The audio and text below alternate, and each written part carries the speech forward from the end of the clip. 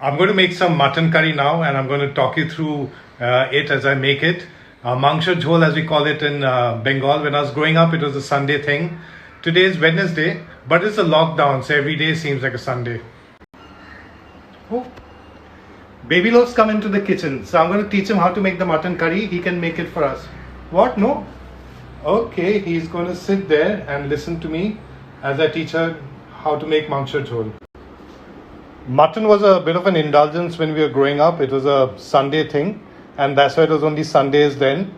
I got it from Joseph's in Bandra, and it's 800 rupees a kilo now versus 1000 rupees on 15th April. We like our food to be light in our family, so I marinated the mutton half kilo in a couple of tablespoons of dahi, half a teaspoon each of garam masala, red chili powder, cumin and coriander, and a teaspoon of turmeric. What else goes into it? Mustard oil, you can put vegetable oil as well, salt, sugar of course, whole garam masala, cumin, a couple of potatoes, one large onion finely chopped, ginger, garlic. I put tomatoes normally, today I'm not.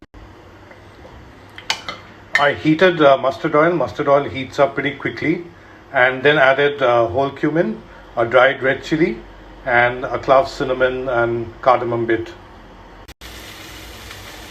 I added half a teaspoon of sugar to the oil next, and then the onion. Adding sugar helps caramelize the onion a lot faster. I then added about half a teaspoon of finely chopped ginger and garlic, a bit more ginger than garlic. You can use paste as well.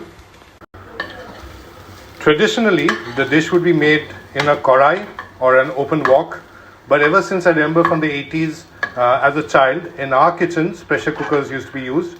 We use a pressure pan. I added the curd and spice marinated mutton and potatoes.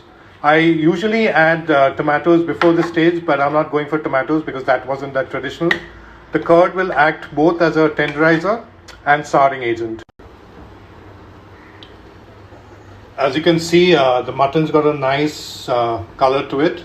It's cooked for almost 10 minutes. And there's some fat or chorbi here that's going to add a lot of flavor. I've added around 2 coffee mugs of water to it. We want it to be runny, the curry. Sprinkled a bit of garam masala on top, and now waiting for the sauce to come to boil. The water's come to a boil, so I'm going to shut the pressure cooker. There's a point of view that potatoes should be taken out and added in later so that they don't break, but we don't mind it if it's slightly soft.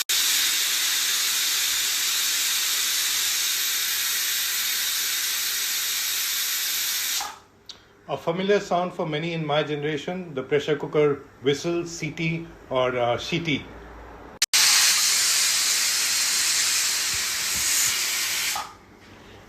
Eight whistles are done, and I've now reduced the flame, and we'll let the Mangsha jhol cook on a low flame.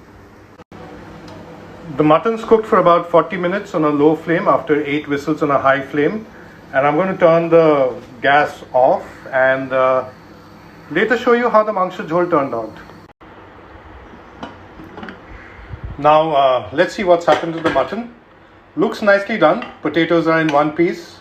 The meat is quite tender. It's a good Mangsha jhol indeed.